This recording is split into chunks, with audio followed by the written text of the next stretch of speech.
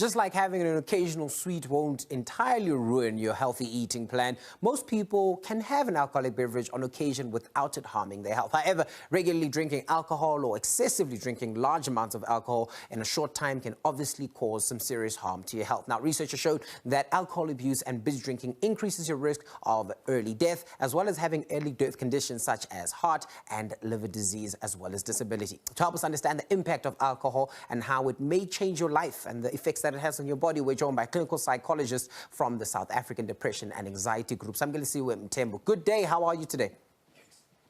Fine, thanks, and you? Good. So let's talk about the use of substances, alcohol specifically in this case. How do people find themselves in this pattern of abuse? So it generally starts off, as you were saying a few minutes ago, where people do start off with a drink. That is a casual drink, and they actually can handle their substances, and it's not really an issue or a problem. And then after some time, when someone starts to rely on the substance to deal with emotions such as, finances, not being able to communicate with their family, struggling with communicating with their partners, and any other life stresses, then we know that the person is now starting to depend on the substance to actually get through the day. And then slowly but surely it progresses into use and then abuse and then addiction. So what does dependence look like? I mean, I think we use this term, dependence on substances as something, but, does me going out on the weekend and in my having a good time, constitute dependence on alcohol to have a good time? Where do we draw the line? What is what? So it usually starts with the person not being able to not have alcohol.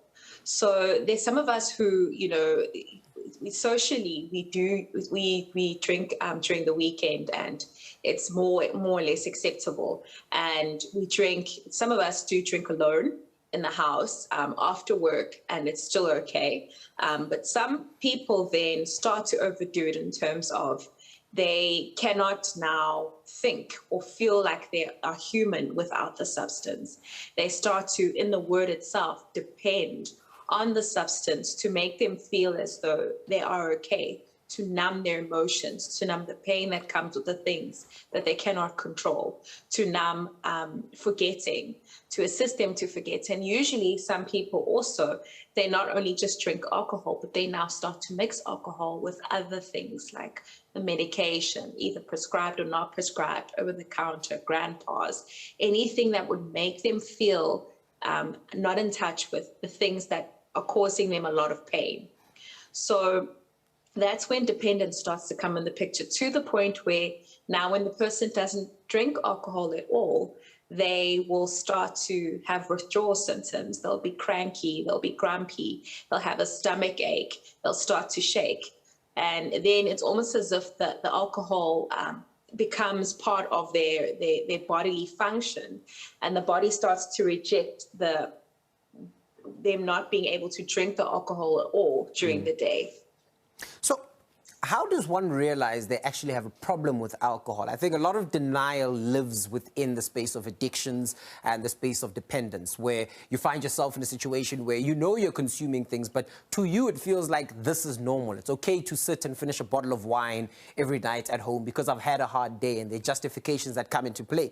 So clinically, or in terms of actual classifications, are there ways that we can say that this is now a problem? You've moved from someone that uses a substance to someone that is now abusing or dependent or addicted?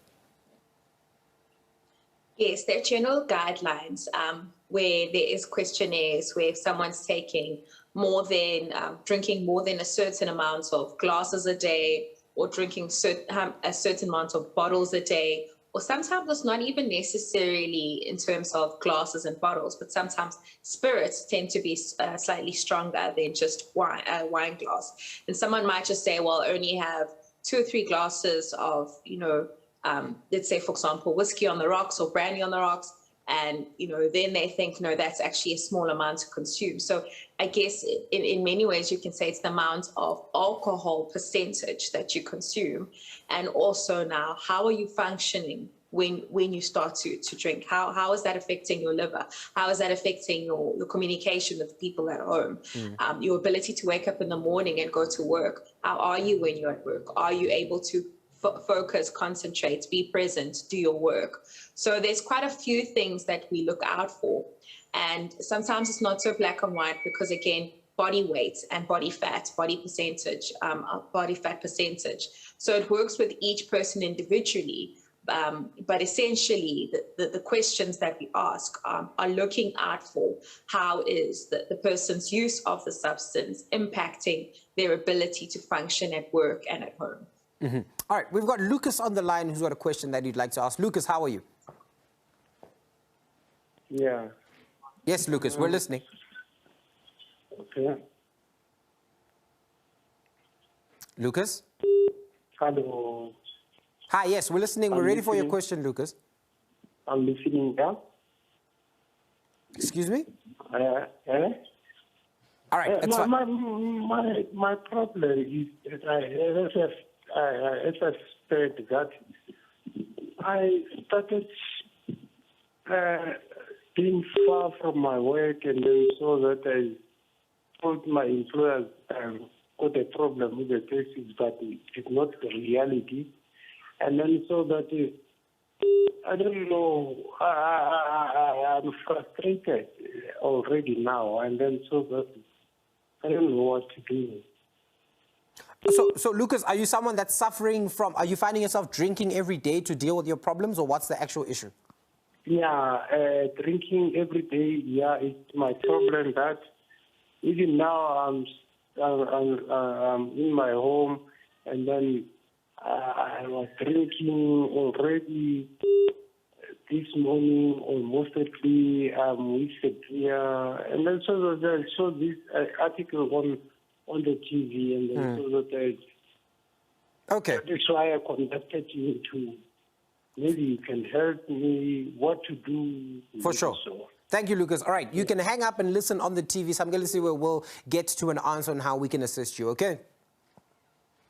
All right, so Lucas is gone, but I think the main issue here, and he's really gone out to really speak about what we're talking about today. He said that there are a number of issues in his life, of course, and what he's found himself doing is drinking a lot more. He said he's even drinking now this morning because of all these issues. But importantly, how can he get help? What are the steps that he needs to follow in order to break away from this pattern that he finds himself in? So sometimes it helps to, the first step he's actually taken is to admitting that he has an issue, admitting that the use of the alcohol is creating an issue. And this first step is very important because a lot of people are in denial of their alcohol use. And when family members and when colleagues at work or bosses at work or other people at work try to get involved, the person is very resistant because they themselves do not actually admit to themselves or even believe that they have a problem. So the first step generally is already something that Lucas has embraced, which is saying to himself that I actually need help. I need assistance with this substance use. And that already opens up the doors to, okay, now where can he start looking for help? And these areas are usually, with colleagues, community, at work. Sometimes there's programs for people who are suffering from alcohol use and to reach out to work wellness. And if the person is not necessarily comfortable with maybe using the facilities at work, then it's to allow themselves to go into the community, to social workers, clinics, organizations such as the South African Depression and Anxiety Group, where they can then find ways to start finding AA groups, or if it's drugs, narcotics groups, to actually assist with their alcohol use or usage. Okay, thank you for that. And Lucas, I'm sure you're listening and still listening at home. The important thing here to note is that there are people around you, even if it's not your family, people at the workplace if you have a job, people in and around your community, social workers. There is a way in which you can go out and get some help. You just need to be proactive about it and follow up on it. And I mean, we'll answer and get into some more of these questions. I'm going to say we're still around and we're going to be answering all the pertinent questions, how you go out and get help and is there assistance? Those are the questions that we're trying to answer on the show today. Do not move a muscle. We'll see you after this.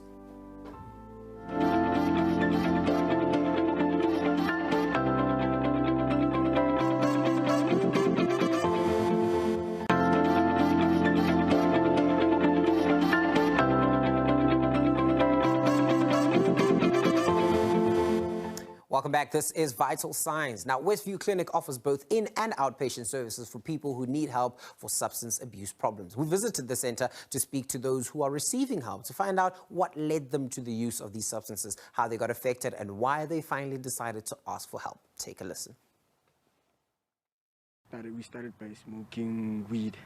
Started off with weed, then we felt like weed wasn't enough for us. So we jumped to the next level of CAT. So I went to CAT and attended a rehab last year. Then I think I was clean for about 5 to 6 months. Then I relapsed this year, which is 3 months back.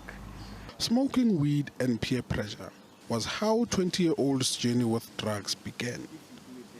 For the purpose of this interview, we will call him Tato, and his identity will be hidden to protect his privacy. We visited Tato at Westview Clinic in Johannesburg to find out what could have been the cause for him to use substances. Every opportunity I was getting, my dad was declining it and stuff like that. So I felt like now he wants me to live his life, not my life. He wants me to go through his steps. So now I got a friend which I was telling him my problems. So he introduced me to these substances and said if I smoke this, I'll be relieved. I wouldn't think much about those kind of stuff. To feed his cravings, Tato started to steal at home to go and buy his substances. I started stealing for my mother because she was selling Tupperware, Avon, all those products. So I started stealing the orders which people have to be given. So I was stealing her equipment, material stuff. I was selling things in the house, jewelries and stuff. So that's when she got to a point where she wanted to arrest me. She called cops for me. So as she called cops, then I spent about 5 to 6 days in the cells. So that's when I realized that I needed help. I needed help a lot. Tato has finished his 42-day program at Westview Clinic, and he has come to realize how drugs can affect one's well-being. If these people who are selling drugs would be telling us what you are buying would do this with this and this, they would tell us the after effects of them, I don't believe that we would be smoking these drugs. But now, just because we are getting people who are telling us about the highness, the enjoyment and stuff, that's why we're going to those same thing. And the people who are selling us these things, they don't smoke it. They're just ruining our lives. And we are giving them money. The money that we're using, it's a lot of money which we could have been using it wisely with our families, buying us nice stuff, doing good things, and pushing our visions and missions and goals in life. We met another patient at the clinic who was there for alcohol addiction. His identity is also hidden to protect his privacy. He shares with us why he kept on relapsing and keep coming back to rehab. My alcohol experience on the age of 18, and I went to a rehab before, and I finished the program. But the day when I got out, I relapsed immediately. So the years passing on all of that, so I got PTSD, stress disorder, and personality disorder and everything, and also OCD. He mentions that he is suffering from mental health issues, but the reason for his drinking dates back to when he was young. The reason, because I was drinking, I was a victim of rape from the age of 4 years old. My father abused me and my sister also. So basically that built up many years and I started to drink on the age of 18, and I never could have dealt with my problems outside with my family or anything. I drink because I want to feel better. I want to take my pain away, what I went through in life, and it never worked. He is encouraging those who are thinking of picking up their first drink not to do so, and for those who are struggling to go and seek help. Just rather stay away from alcohol. That if you know you got a problem, rather go for help before you pick it up. But for the people outside there who is already addicted to alcohol, I will say that they really need to go for help, because it destroys families, and it's not nice to get that experience where you destroy families. And you also, the people on the streets, you will end up losing everything in life. According to the Department of Social Development, marijuana, cocaine and ecstasy are the most commonly used drugs in South Africa. The impact of these substances and, of course, the abuse of these substances continues to ravage families, communities and society. In this segment, we're going to unpack what drugs do and the impact that they have on individuals' health and well-being. We're still joined by Samgalisiwe Mthembu, clinical psychologist from SADAG, and let's continue our discussion. Samgalisiwe, before we move on to drugs, I want to wrap up the alcohol discussion. Do you think the use of alcohol ends up being a gateway into the use of other substances as a way to manage people's pain, psychological issues and things such as that? No, I think there's actually many ways. There's many gateways to substance use. You know, something as simple as when you're a child and your mother gives you a painkiller for your headache, you already then learn that sometimes in life, in order to have your pain taken away, all you need to do is swallow a pill.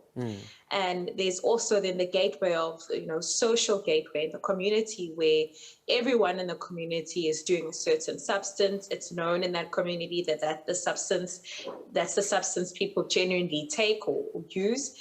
And then that can be a social gateway where the use of the drug is desensitized in that community. So I believe there's more than one gateway. There is the gateway of using a substance, any kind of substance that introduces you to the field of taking a substance. But I think, you know, there's, you know, the gateways to substances, the ones that are the most dangerous are the psychological and the emotional gateways, because often people take advantage of the fact that you know, alcohol is used, you know, the uncle drinks, we all have a good time. And then no one takes time to actually defend themselves from their emotional pains, their emotional challenges, which are actually the things that allow them to become addicted to the substances. So, with respect to the use of drugs, do we have a big drug issue in South Africa versus an alcohol one? And how do people find themselves in using these different substances that we have that end up leading them to being addicted? So genuinely, I find that alcohol and substance abuse, they tend to go hand in hand. But somehow when it comes to alcohol, because it's more, I can say, easily available, there's liquor stores, it's open, it's legalized, that alcohol does tend to become more of an issue just because of accessibility. But when it comes to substances, and alcohol is quite gradual. The way that people struggle with alcohol use and how it manifests is quite gradual, whereas substances, because substances are so strong, the impact can be quite severe and quick, and therefore then the person who struggles with substance use does tend to get assistance or help quicker than someone who's struggling with alcohol use, because with alcohol people tend to struggle to gauge when it is becoming a problem. So in South Africa, I would say that they're both issues and they're both very severe issues. Alcohol tends to be something that takes a while for people to recognize as an issue, and whereas substances, the changes are so sometimes severe and impactful that they tend to be noticed quicker. Now, more and more young people are getting addicted to a lot of drugs that we find in the community that are very easily accessible, the nyaupe, marijuana and things such as that. What is contributing to this trend and how is society trying to combat this?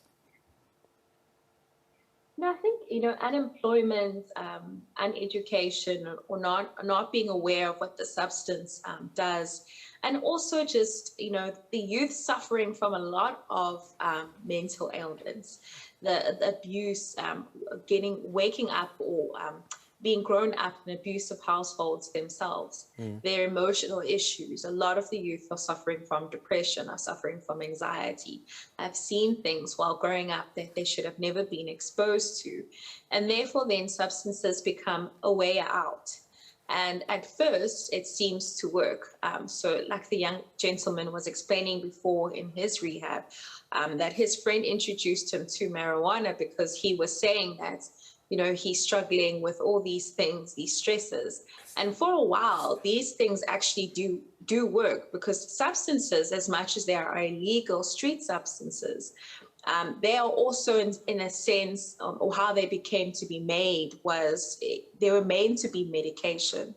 They were meant to be things that were supposed to assist people cope in life or learn how to cope in life. But the problem is they are unregulated in how strong they are. And also, these substances are not a fix-all thing. They don't make the problems go away. They don't make the stresses that the people are dealing with somehow disappear. It just numbs the person, and then the person gets addicted to being numb and not being able or not having to feel all of that stress. So I think in many ways, substances, they have become addicted for the youth, because the youth in general these days are dealing with a lot of mental issues. Okay, we've got Esther on the line who's got a question for us. Esther, dumel. Hi, sir. Le kae, ma'am? Re teng, ma'am. Potso ya hao ke, ma'am? Potso ya ka, doctor, ke hore ke na le setloholo se se jang di-drugs, gore yona o ja crystal confesses. So ne ke kopa o botsa nna re ka mo etsa jang, because of re mo isitse rehab, mme wa hae nna sa sebetsa mo kentse ka medical aid. And then ha boya a le rightly clean, 2 minutes sa boetse back for di-choming tse tsa hae. So now I'm stressed because of amameli pele na utswa dilo tsa bona no rena a sa utswa ko kawash, but still wa mona re on drugs on Saturday na kula ha re bitsa ambulance ha batle, but go rena ba tla rehab o ba tla ya sekolong next year. So ne ke kopa thusa ke tsong ka etsa jang a sa sebetsa a re na tšhelete tla mo isa rehab mo go patalwang teng. Yeah, ma'am. All right, ke utlwa.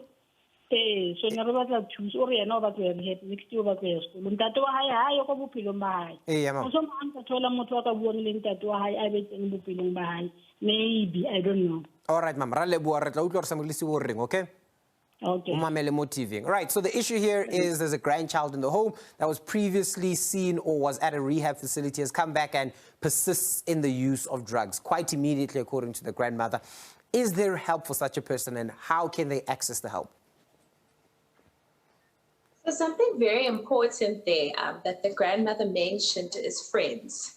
So when it comes to, like, for example, a third party, like the grandmother trying to assist the child, putting them through rehab, using the medical aid to put them through rehab, putting in their efforts, but the grandchild or the person in question themselves is not yet ready to fully embrace the rehab process.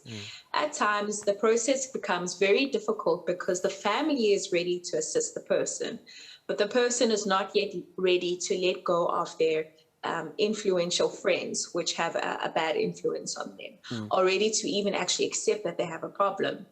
And often this back and forth can actually mean that a lot of resources are wasted. And, the solution isn't a very easy one. The solution actually is sometimes you actually have to allow that person, that family member, to reach rock bottom themselves and preserve the resources as much as possible. Assist where you can. If the person comes in and wants food, give them food. Hide the valuables in the house. And then when the person has hit rock bottom themselves and they actually say, I'm ready, to then welcome them in with open arms and not necessarily fall into the trap of trying to help them every time, but that person isn't ready, especially once they have gone through rehab, then they immediately go back to the friends that are the bad influence or back to the environment that caused them to actually use the substances, and then the process starts all over again. So yes, there is help for this person, but the person also actually needs to want the help in order for rehab to work. Very interesting. Thank you so much for joining us, Samuel, today, and really unpacking this issue of addiction, unpacking, the idea that, people can get help. But I think importantly, in the last note that you've made, is the understanding that they need to accept the help themselves. Otherwise, it's really just a waste of resources, and the person will go right back to the old habits once they do leave a rehab facility, once they do leave the social worker and whatever it might be. And of course, all of this has a toll on the people that are in the family. Stick around, because after the ad break, we speak to these services that are available to help people out on their path to rehabilitation.